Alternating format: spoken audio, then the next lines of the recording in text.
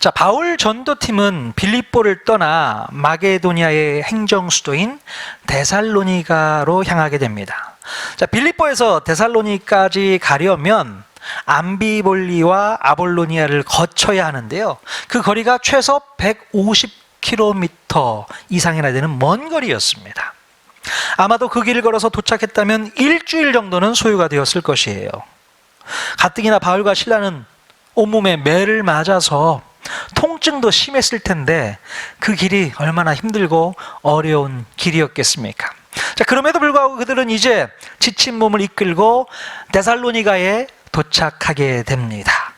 자, 여기서 그들이라고 했는데 그들은 누구를 말하는 거예요? 바울 전도팀의 누구? 당연히 바울, 실라, 그리고 디모데. 또 한 사람은 어디 갔습니까? 예, 누가는 빌립보 지역에 남겨놓고 왔죠. 자, 이 데살로니가 지역이라고 했을 때에 이 데살로니가 지역은 마케도니아의 아주 중요한 항구 도시입니다. 그래서 빌립보와는 달리 유대인들이 또 많이 살고 있는 그런 특성을 갖고 있는 도시입니다. 자, 유대인들이 많이 살고 있다면 그 지역에는 반드시 뭐가 있었을까요? 회당이 있었습니다. 그러니까 유대인들 남자가 10명이 모이면 회당을 지을 수가 있게 되잖아요. 그래서 회당이 있었다는 거예요. 자, 그래서 바울 전도팀은 그 지역에 도착하자마자 회당이 있음을 확인할 수 있었습니다. 자, 여러분, 바울의 전도 전략이 있다면 무엇이었을까요? 바울의 전도 전략은요, 바로 유대인들의 회당에 찾아 들어가서 그곳에서 복음을 전하는 것이었어요. 네. 안타깝게도 빌립보 지역에는 회당이 없어서 좀 아쉬웠는데 다행히도 이곳에는 회당을 쉽게 찾을 수 있었던 것 같습니다. 그래서 안식일이 되어서 바울은 자신의 습관대로, 자신의 관례대로 회당에 들어가게 됩니다. 그리고 그곳에서 하나님의 말씀을 나누면서 3주 동안을 머물러 있게 됩니다. 자, 사도행전 17장 2절 같이 읽겠습니다. 시작. 바울이 자기의 관례대로 그들에게로 들어가서 새 안식일에 성경을 가지고 강론하며, 네, 누구보다도 성경에 능통했던 바울은 유대인 회당에 들어가서 성경을 가지고 설교를 했던 것입니다. 자, 어떤 말씀을 가지고 설교를 했을까요? 당연히 구약 성경이겠죠. 자, 외부에서 어떤 분이 와서 회당에 와서 예배를 드릴 때에 그 회당장이 그에게 말씀을 전할 수 있는 기회를 준다고 해요. 그래서 바울이 그 기회를 얻어서 말씀을 전하게 됩니다. 구약 성경을 가지고 전하게 되죠. 자, 사람들의 반응이 좋았는지 3주 연속 강론을 했다고 기록하고 있어요. 자, 바울은 성경을 가지고 무슨 말씀을 전했을까요? 자, 사도행전 17장 3절 또 읽겠습니다. 시작. 뜻을 풀어 그리스도가 해를 받고 죽은 자 가운데서 다시 살아나야 할 것을 증언하고 이르되 내가 너희에게 전하는 이 예수가 곧 그리스도라 하니. 아멘. 바울은 단순히 성경 말씀을 가지고 은혜를 나누는 것으로 말씀을 강론하지 않았어요. 바로 모세 오경과 선지서에 기록된 메시아에 대한 예언을 의도적으로 찾아 읽었던 것입니다. 자, 메시아라는 말은 헬라어로 뭐라고 합니까? 크리스토스, 그리스도, 이렇게 말할 수 있잖아요. 자, 구약 예언에 의하면 그리스도가 반드시 해를 받고 또 반드시 부활해야 할 것을 성경에서 말하고 있어요. 자, 그 회당에 모여있던 유대인들과 유대교로 개종한 여러 헬라인들은 바울의 그 해석에 대해서 충분히 공감을 했고 맞는 말씀이다라고 생각을 했을 것입니다. 자, 그런데 바울은 여기서 멈추지 않고 그 메시아, 그 그리스도가 바로 이미 이 땅에 오셨고 그분이 바로 나사렛 예수님이시다 라고 선포했던 것입니다. 자, 그 말을 들은 이 유대인들과 헬라인들의 반응이 어땠을까요? 늘 예언으로만 생각을 했었고 메시아가 앞으로 오시게 될 것이라고 믿었던 사람들은 이미 메시아가 오셨다는 말을 듣고 깜짝 놀랐을 거예요. 예. 그리고 바울의 말에 귀를 기울이면서 들었을 것입니다. 야, 늘 마음으로만 기다리고 있었는데 그 메시아가 벌써 오셨단 말이야? 얼마나 좋았을까요? 그들이 얼마나 기쁘고 설레는 마음으로 3주 동안 꿀같은 말씀을 들었을까? 자, 4절에서 보면 이런 말씀이 있습니다. 17장 4절 같이 읽겠습니다. 시작. 그 중에 어떤 사람 곧 경건한 헬라인의 큰 무리와 적지 않은 귀부인도 권함을 받고 바울과 실라를 따르나. 네. 유대계로 개종한 많은 헬라인들과 귀부인들이 그 말을 듣고서 바울과 실라를 따랐다라고 얘기하고 있어요. 자, 3주 동안 그 말씀이 계속되었으니 얼마나 많은 사람들이 바울의 설교를 듣기 위해서 그 회당에 찾아왔을까요? 자리가 없을 정도로 빽빽했을 것입니다. 당연히 그때는 코로나도 없었을 것이고 얼마나 좋았을까. 자, 그런데 반면에 무척 살벌한 반응을 보인 사람들도 있었습니다. 누구였습니까? 네, 바로 정통 유대인들이 바울의 설교 말씀을 듣고서 반응이 아주 싸늘했어요. 자기네들이 회당에서 성경 말씀을 강론할 때는 메시아가 오실 것이라고만 설교했었는데 바울이 와서 설교할 때는 이미 메시아가 왔다고 하니까 이건 게임이 안 되는 거예요. 게임이 안 되는 겁니다. 자, 그래서 유대인들의 마음 가운데 시기심이 들기 시작했던 거예요. 시기심. 자, 우리도 모르고 있었는데 정말 그리스도가 이미 오셨구나, 그렇게 믿으면 되는 거 아니에요. 자, 그런데 유대인들에게는 바울의 그 말씀이 들리지를 않았던 것입니다. 왜 유대인들은 바울이 전한 이 복음의 말씀을 믿지 못했을까요? 자, 그들은 복음의 말씀을 믿지 않았던 것이 아니라 믿고 안 믿고를 떠나서 바울과 실라가 사람들에게 주목을 받고 인기를 누리는 것이 싫었던 거예요. 그게 싫었던 겁니다. 그래서 그들은 어떤 태도를 취하게 되었을까? 17장 5절 또 읽겠습니다. 시작.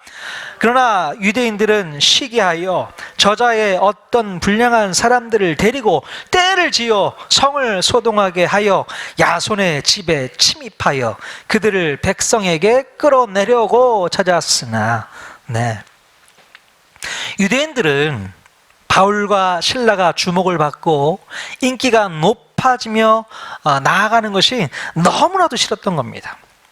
자, 그래서 힘께나 쓰는 불량한 사람들을 고용해서 떼를 지어 다니게 하면서 일부러 성을 소동시켰던 겁니다. 그리고 지들은 뒤로 쏙 빠지고, 이게 유대인들의 수법이었어요. 그럼 지금 회당에서 기득권을 누리고 있는 이 유대인들이 왜 이렇게 열받는 걸까요? 뭐가 이렇게 열이 받는 겁니까? 자, 누가가 기록하고 있는 것처럼 유대인들의 마음에 시기심이 일어났다는 거예요. 시기심. 어디서 굴러 들어온 촌뜨기들이 사람들로부터 더 인정을 받고 있으니 시기심이 일어날 수밖에 없죠. 그래서 그 유대인들은 불량한 사람들을 고용해서 작은 일을 크게 부풀려서 여론을 조작하는 것까지 합니다. 여론 조작을 해버려요. 자, 유대인들은 여론을 조작해서 바울과 실라를 매장시켜 버리려고 했던 것입니다. 그리고 그와 동시에 사탄은요, 바로 그 유대인들의 배후에서 그들의 시기심을 이용해서 굿뉴스, 복음이 선포되지 못하도록 차단하려는 목적을 가지고 있었다는 것이지요. 자, 그래서 사탄이 사용한 전략이 가짜 뉴스를 퍼뜨리는 것이었습니다. 여러분, 우리 주변에도요, 참으로 불순한 생각을 가지고 여론을 조작하는 사람들이 있습니다. 어떤 문제가 발생했을 때 정확하게 보면 별것도 아닌 걸 가지고 그 문제를 크게 확대해서 부정적인 여론을 형성하는 그런 사람들이 있어요. 그리고 그것을 군중 심리를 이용해서 사실을 왜곡하거나 호도하는 것입니다. 이게 사탄의 수법이잖아요. 사람들이 이런 사탄의 술책에 잘 넘어갈까요? 잘 안 넘어갈까요? 너무 잘 넘어가요. 너무 잘 넘어가요. 그러니까 그것을 즐겨 사용하는 것입니다. 자, 구약 성경에 보면 이런 짓을 잘했던 사람이 한 명 있어요. 누가 그랬을까요? 한번 생각해 보십시오. 구약 성경에 이런 수법을 가지고 사람을 매도했던 한 왕이 있습니다. 누구? 사울왕. 예. 바로 사울왕이 마타도라고 하는 흑색 선전의 대가였습니다. 흑색 선전. 자, 사울왕이 블레셋과의 전투에서 성과를 내지 못하고 있었을 때에 어린 청소년 다윗이 등장하더니 거인 골리앗을 물매 던지기로 넘어뜨리고 승리하지 않습니까? 자, 블레셋으로부터 나라를 구해준 다윗에 대해서 칭찬하고 인정해 주면 좋았을 것을 사울 왕은요, 여인들이 부르는 노랫말 가사를 듣고 눈이 확 돌아가 버립니다. 여인들이 부르는 노랫말 가사. 자, 무슨 소리를 들었길래 이렇게 열이 받았어요? 예, 사울이 죽인 자는 천천히고 다윗이 죽은 자는 만만이다. 자, 이 소리를 듣고서 시기심이 발동하게 되었던 것입니다. 자, 사울왕은 그때부터 다윗을 적으로 규정하고 죽이기 위해서 안간힘을 다 쓰게 됩니다. 그리고 사람들에게 다윗에 대한 부정적인 이미지를 심어주기 위해서 흑색 선전, 가짜 뉴스를 퍼뜨려서 사람들에게 입소문을 내기 시작을 했던 것이죠. 자, 그 대표적인 사례를 나발이라는 사람을 통해서 확인할 수 있습니다. 사울은 다윗을 잡아 죽이기 위해서 다윗에게 바로 도망나간 종이라는 프레임을 뒤집어 씌우게 되는 거예요. 도망나간 종. 자, 그래서 나발은 사울이 퍼뜨린 이 악의적인 소문을 듣고 다윗에게 이런 말을 합니다. 사무엘상 25장 10절에서 11절. 이 말이 다윗에게 큰 상처를 주게 돼요. 같이 읽겠습니다. 시작. 나발이 다윗의 사환들에게 대답하여 이르되 다윗은 누구며 이새의 아들은 누구냐? 요즘에 각기 주인에게서 억지로 떠나는 종이 많도다. 내가 어찌 내 떡과 물과 내 양털 깎는 자를 위하여 잡은 고기를 가져다가 어디서 왔는지도 알지 못하는 자들에게 주겠느냐 한지라. 네. 나발은요, 사울이 퍼뜨린 가짜 뉴스를 믿고서 다윗에 대한 좋지 못한 감정을 가지고 있었던 거예요. 나발은 다윗이 자기에게 어떤 잘못한 일도 없는데 이렇게 부정적인 생각을 하며 그를 대했던 것입니다. 안타깝죠. 여러분, 우리는 가짜 뉴스에 제발 속지 말아야 합니다. 가짜 뉴스를 듣고서 곧이곧대로 믿는 사람들이 많이 있어요. 요즘에 코로나에 치료 효과가 있다고 해서 아주 유명해진 게 있습니다. 고추대. 자, 고추대를 달인 물을 마시면요, 그렇게 효과가 있다고 유튜브에 떠드니까 정말 그런가 해서 막 그게 막 난리예요. 뭐 나름대로 영양가가 혹시 있을지는 모르겠으나 코로나에 효과가 있는지는 사실 무근이라고 합니다. 전문가가 하는 말이 그래요. 또 이버맥틴이라는 구충제가 코로나 효과에 효능이 있다니까 또 난리가 났어요. 구충제가 독이 났다고 합니다. 야, 여러분, 가짜 뉴스가 있다면 누군가는 분명히 그 가짜 뉴스를 만들어서 퍼뜨리게 될 텐데요. 그 사람은 도대체 왜 그런 가짜 뉴스를 퍼뜨리는 것일까요? 왜 그럴까요? 아마도 자신이 가지고 있는 어떤 정치적인 목적, 경제적인 목적, 사회적인 목적, 개인적인 목적을 위해서 그런 뉴스를 만들어서 사람들을 조작하겠다는 불순한 의도가 있는 것입니다. 그래서 끊임없이 가짜 뉴스, 거짓 정보, 편향된 소식들을 전달하고 있는 것이죠. 자, 그러면 우리가 정신을 바짝 차리지 않으면 이런 불신한 의도에 선동당할 수 있게 돼요. 물론 좋은 일, 옳은 일, 바른 일이라면 그 선동에 동참하는 것이 필요하겠지만 사람들이 나쁜 의도를 가지고 접근하는 일에 우리가 쉽게 선동을 당하지 않는 것도 꼭 필요한 지혜인 줄로 믿습니다. 함부로 선동당하지 마십시오.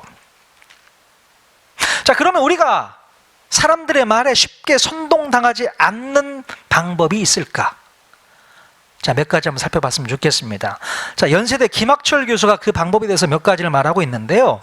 자, 첫 번째는요, 아무리 믿을 만한 정보통이라고 해도 그것에만 쉽게 의지하지 말라고 얘기하고 있어요.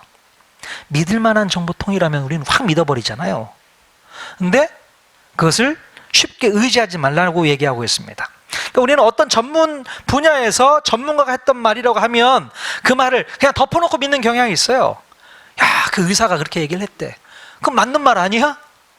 그 교수가 얘기했대. 그럼 맞는 말 아니야? 덮어놓고 믿는 경향이 있어요.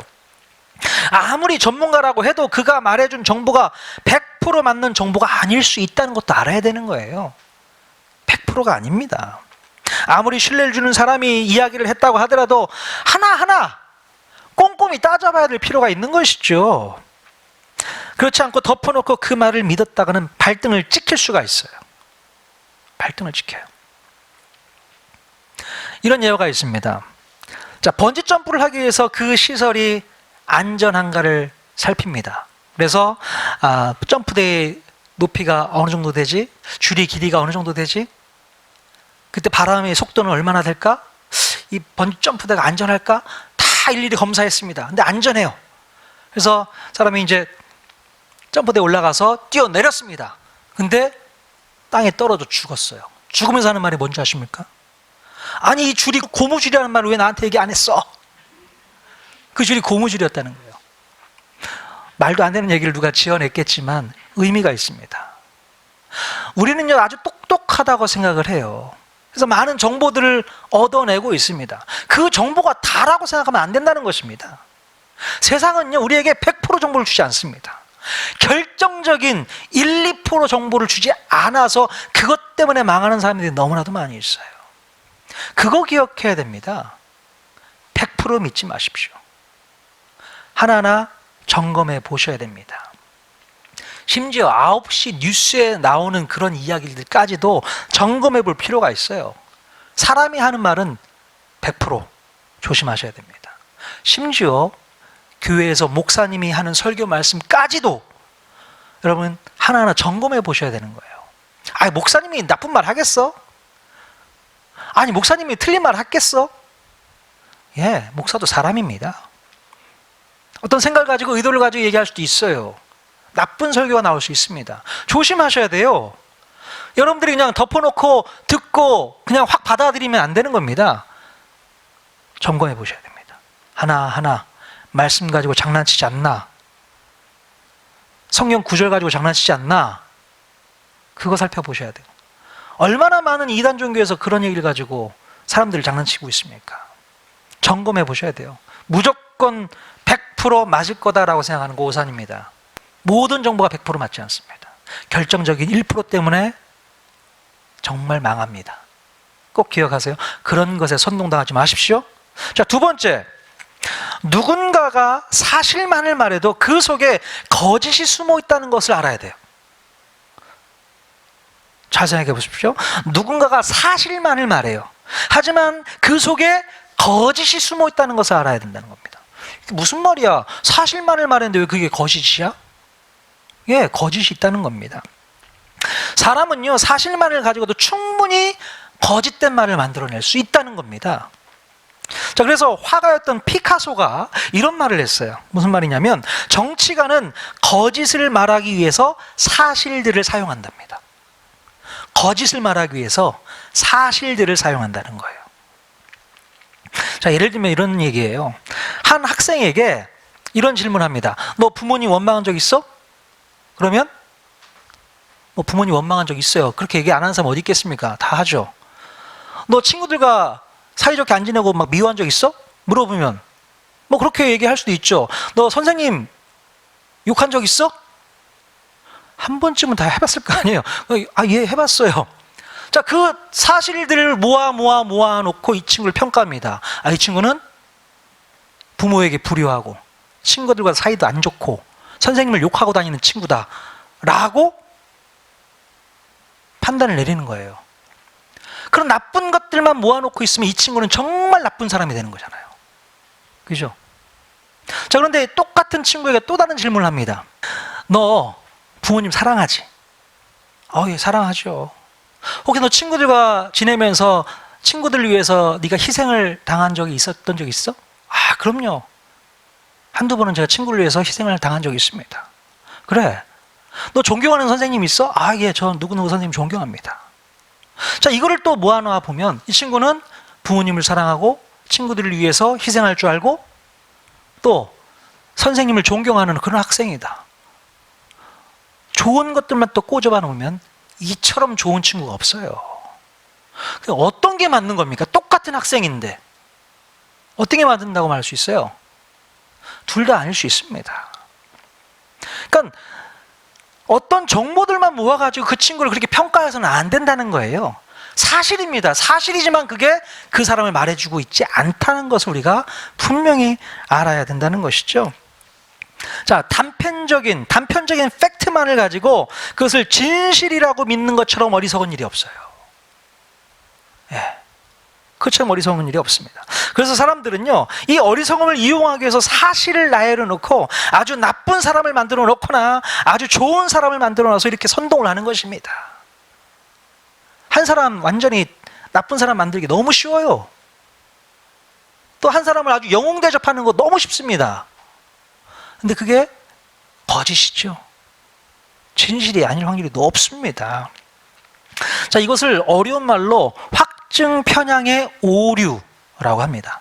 한번 찾아보세요. 확증 편향의 오류. 그러니까 자기가 믿고 싶은 것이 있으면 그것에 대한 증거들을 다 하나하나 수집해 봅니다. 내가 믿는 것에 대한 증거들, 그것을 수집해서 다 믿어요. 근데 만약에 반대의 증거가 또 나올 수 있잖아요. 그러면 그것은 귀에 들어오지도 않습니다. 그냥 흘려보내는 거죠. 이게 바로 우리의 인간의 어떤 약점이라고 볼 수 있어요. 이런 모습으로 우리는 사람들에게 선동당할 때가 있다는 것을 우리가 기억해야 되는 것이죠. 여러분, 몇몇 가지 팩트만을 가지고 그것이 진실이라고 믿는 거, 그거 조심하셔야 됩니다. 많은 사람들이 이것을 가지고 사람들과 사람들 사이 이간질을 하는 사람들이 참 많이 있어요. 야, 저 친구가 이래, 저 친구가 이래. 그래? 그래? 그랬어? 그러면서 그걸 믿어버리는 거예요. 그런 일들이 우리 교회 안에서도 벌어질 수 있다는 겁니다. 사탄이 그걸 통해서 공동체를 무너뜨리고 사람들과의 관계를 깨버리는 그런 일이 있을 수 있다는 것이죠. 그런 일에 우리가 앞장서지 말고 속지 말아야 되는 것입니다. 자, 세 번째는요, 사람들의 부정적인 감정들을 자극하면서 선동하는 것을 우리가 잊지 말아야 돼요. 대표적인 감정들이 분노와 혐오와 경멸. 자, 이런 감정들이 한번 생기고 나면 확 반응하게 되거든요. 그러니까 사람들을 선동할 때 이런 감정들을 이용하는 겁니다. 그래서 요즘에 세상 사람들이 교회에 대해서 왜 이렇게 부정적인 반응들을 보이나? 바로 이런 거예요. 뉴스에 보면 마치 교회가 코로나를 퍼뜨리는 온상처럼 보도할 때가 참 많이 있잖아요. 그래서 뉴스를 듣는 사람들이 마음 가운데 있는 그 분노가 자극이 되고 혐오심이 자극되고 경멸하는 마음이 커지게 되는 것이죠. 자, 그래서 사람들이 마음 가운데 있는 이런 감정들을 불러내서 적절하게 사용하면 듣는 사람들을 분노하게 만들고 혐오하게 만들고 경멸하게도 만들 수 있다는 것입니다. 옛날에 이 독일 나치가 유대인들을 핍박할 때 어떻게 했습니까? 이 독일 온 국민들에게 유대인들에 대한 분노와 혐오와 경멸하는 감정을 심어주게 됩니다. 그래서 유대 민족들을 다 말살할 수 있었던 거예요. 자, 오늘 성경에서도 보면 이 바울 전도팀에 대해서 유대인들이 뭐라고 분노의 감정을 끌어내고 있습니까? 자, 사도행전 17장 6절 같이 읽겠습니다. 시작. 소리질러 이르되 천하를 어지럽게 하던 이 사람들이 여기도 이르매. 네. 바울을 시기했던 유대인들은 사람들의 감정을 증폭시키는 말로 분노케 했습니다. 천하를 어지럽게 하는 사람들, 마치 그들을 전염병과 같은 존재로 혐오하게 만들어버려요. 바울이 언제 천하를 어지럽게 만들었습니까? 입은 삐뚤어졌어도 말은 똑바로 해야지요. 언제 그랬어요? 이렇게 회당의 기득권 세력이었던 그 유대인들이 사람들을 선동하면서 그들의 분노를 자극하고 혐오심을 자극시키고 경멸하게끔 만들었다는 거예요. 바로 이것이 사울왕이 다윗을 잡기 위해서 잘 써먹었던 그런 방법이었다는 것이죠. 자, 물론 예수님 당시에도 대제사장 세력들이 예수님을 십자가에 못 박아 죽이기 위해서 썼던 방법이 바로 이 방법입니다. 당시 유대인들은 예루살렘 성전에 대해서 얼마나 소중히 여기고 또 신성시했어요. 자, 그런데 예수님이 이런 말을 하셨습니다. 너희들이 이 성전을 한번 헐어봐. 그럼 내가 3일 만에 세워볼 테니까. 이야, 예수님이 이런 말을 하셨다고 유대인들이 분노를 자극합니다. 어떻게 집까짓게 성전을 헐고 성전을 3일 만에 세운다는 거야? 혐오감을 심어주는 거죠. 저런 나쁜 놈을 봤나. 신성모독하는, 그렇게 분노심을 자극합니다. 그리고 또 로마 황제 가이사에게 세금을 바치는 것에 대해서 예수님께서 납세 거부 운동을 한다고 반란, 반역죄를 또 뒤집어 씌웁니다. 자, 누가복음 23장 2절 어떻게 반역죄를 뒤집어 씌우나 같이 한번 보겠습니다. 시작. 우리가 이 사람을 보매 우리 백성을 미혹하고 가이사에게 세금 바치는 것을 금하며 자칭 왕 그리스도라 하더이다 하니. 예. 어떻게 꼬투리를 잡았냐면요, 예수님을 넘어뜨리기 위해서 이런 질문을 합니다. 세금 바치는 문제에 대해서 가이사에게 세금을 바치는 게 맞습니까? 틀립니까? 이런 질문을 하잖아요. 그랬더니 예수님 뭐라고 대답합니까? 가이사의 것은 가이사에게, 하나님의 것은 하나님께 바쳐라, 이렇게 얘기한 것 뿐이에요. 그런데 오늘 말씀 보니까 가이사에게 세금 바치는 것을 금했다, 납세 거부해라, 이렇게 주동하며 다녔다는 이야기를 꺼집어내가지고 사람들에게 막 혐오감을 심어주는 겁니다. 예수가 이런 사람이라고. 그래서 사람들로 하여금 분노하게 만들고 혐오하게 만들고 경멸하게 해서 군중심리를 끌어냈던 것입니다. 자, 여러분, 요즘에도 이 사람들이 이런 감정을 자극해서 자기의 입속을 챙기는 사람들이 있어요. 우리는 이런 사람들에게 절대로 선동당해서는 안 됩니다. 속는 거예요. 거짓의 영에게 절대 놀아나서는 안 되는 것입니다. 우리는 하나님의 말씀을 가지고 제대로 분별해서 헛된 감정 소모를 해서는 안 되는 것이에요.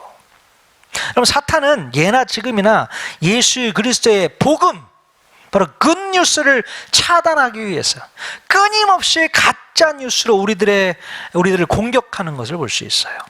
그래서 우리 그리스도인들로 하여금 가짜 뉴스로 말미암아 신앙을 떨어뜨리고 믿음을 저버리게 하는 전략을 끊임없이 사용하고 있다는 겁니다. 우리가 이것에 무릎 꿇어서는 안 돼요. 예수 그리스도의 굿뉴스로 거짓의 영이 배후에 있는 가짜 뉴스를 대적해야 될 줄로 믿습니다. 굿뉴스를 퍼뜨리셔야 되는 거예요. 가짜 뉴스에 더 이상 속지 마시라고요. 여러분, 세상은요, 아까도 말씀드렸지만 우리에게 100% 정보 주지 않습니다. 결국 듣지 못하고 깨닫지 못한 1, 2% 정보 때문에 인생이 처참하게 구겨질 수 있어요. 그러나 우리가 100% 믿을 수 있는 것은 뭐밖에 없을까요? 오직 성경입니다. 오직 성경만이 100% 믿을 수 있는 거예요. 물론 그 성경도 제대로 읽지 못하면, 제대로 보지 못하면 그것이 또 우리를 마이너스로 만드는 요인이 될 수도 있지요. 그러니까 성경 66권을 다 잡아야 되는 겁니다. 예. 아시겠어요? 자, 단편적인 사실만 가지고 그것이 진실이라고 오해하지 마십시오. 여기에 사탄의 속임수가 있는 것입니다. 내가 믿고 싶은 것만 믿는 것도 아주 큰 문제예요. 믿고 싶은 것만 믿어. 신앙생활을 하는데도요, 믿고 싶은 것을 믿는 거, 이거는 문제입니다. 정확하게 기록된 66권 전체를 다 믿어야 되는데 그 속에 아주 그냥 나에게 유익이 되는 말씀, 그것만 쏙쏙쏙쏙 알맹이만 빼가지고 그것만 믿겠다는 거예요. 아니요. 하나님께서 우리에게 그 몇 가지만 얘기하지 않으셨다고요. 네가 믿고 싶은 거 그것만 믿지 말고 성경 전체를 믿어야 된다고 말씀하시고 있습니다. 만약에 몇 가지만 믿으면 어떤 일이 발생하는지 아십니까? 이런 일이 발생할 수 있어요. 우리가 성경을 읽을 때 한 군데의 그 사실만을 보고 그것이 진실이냐 호도하는 그런 나쁜 무리들이 있습니다. 자, 예수님께서 대제사장에게 신문을 받으실 때에 대제사장에게 듣기 싫은 소리를 좀 하신 적이 있었던 것 같아요. 자, 그랬더니 옆에 있던 대제사장의 하인이 그 말을 듣다가 예수님을 때립니다. 요한복음 18장 22절 23절 같이 한번 읽겠습니다. 시작. 곁에 섰던 아랫사람 하나가 손으로 예수를 쳐 이르되 네가 대제사장에게 이같이 대답하느냐 하니 예수께서 대답하실 때 내가 말을 잘못하였으면 그 잘못한 것을 증언하라. 바른 말을 하였으면 네가 어찌하여 나를 치느냐 하시더라. 요 말씀을 가지고 꼬투리 잡는 사람들이 있어요. 아니, 예수님께서는 누구든지 네 오른편 뺨을 치거든 왼편도 돌려대라 이렇게 말씀하시지 않았냐. 그런데 한 대 맞았다고 그거 가지고 왜 나 때려 이렇게 얘기하고 있지 않냐. 말과 행동이 다른 그런 모습을 예수님이 보여주고 있지 않냐. 사탄이요, 그렇게 성경 말씀을 가지고 예수님을 호도하는 경우가 있어요. 이단들도 마찬가지입니다. 기록되어 있는 성경 말씀 가지고 장난쳐요. 함부로 거기에 속지 마실 수 있기를 바랍니다. 네. 자, 그리고 여러분, 마지막으로 부정적인 감정들을 자극하면, 그러니까 부정적인 감정들을 자극하면서 선동하는 사람들을 주의하실 수 있기를 바랍니다. 굿뉴스는요, 사람들에게 선동함으로 전달되는 게 아니에요. 복음이 어떻게 선동하면서 전달을 할 수 있습니까? 굿뉴스는 우리의 삶을 통해서 전달되는 거예요. 여러분의 삶을 통해서 예수 그리스도의 복음이 전달되는 게 맞는 것이죠. 막 으쌰 선동해서 그래 예수의 복음이 증거된다? 헛소리입니다. 절대 그럴 일 없어요. 여러분, 가짜 뉴스는요, 사람들의 감정을 자극해서 선동하고 또 그것을 진짜 뉴스로부터 멀어지게 한다는 것을 꼭 기억하셔야 돼요. 가짜 뉴스가 그런 영향력이 있습니다. 굿뉴스를 멀어지게 만든다는 것이죠. 사람들을 자극하고 있는 그런 가짜 뉴스를 퍼뜨리는 사람들 조심하십시오. 여러분 주위에 분명히 있을 수 있습니다. 교회 안에서도 그런 좋지 못한 감정들을 불러일으키는 선동가들이 있을 수 있어요. 우리 통하는 교회에서는 그것을 절대로 용납하지 않겠습니다. 교회를 무너뜨리는 사탄의 방해예요. 무슨 말씀인지 아시겠죠? 가짜 뉴스입니다. 오직 굿뉴스, 예수 그리스도의 복음으로 일어나셔야 될 줄로 믿습니다. 아멘. 분별하십시오. 굿뉴스와 가짜 뉴스. 우리는 오직 굿뉴스 복음을 붙잡고 승리하는 통하는 교회 모든 성도가 다 될 수 있기를 주님의 이름을 간절히 축원드립니다. 아멘.